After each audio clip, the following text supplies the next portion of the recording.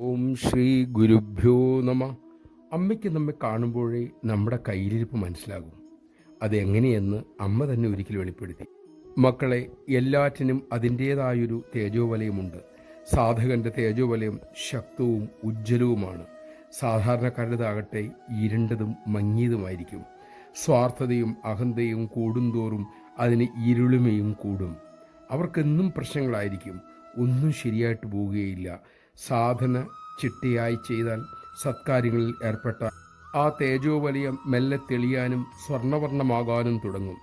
അത്തരക്കാരുടെ തടസ്സങ്ങൾ മാറും. കാര്യങ്ങൾ സുഗമമായി നടക്കും.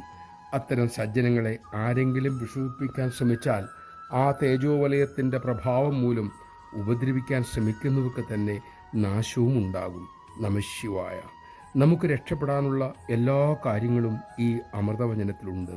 സജ്ജനങ്ങളെ നിന്ദിക്കാതിരിക്കുക, സാധനയിൽ വീഴ്ച വരുത്താതിരിക്കുക. നമുക്കിതിൽ രണ്ടിനും സാധിക്കട്ടെ. അതിനായി അമ്മ നമ്മെ അനുഗ്രഹിക്കട്ടെ.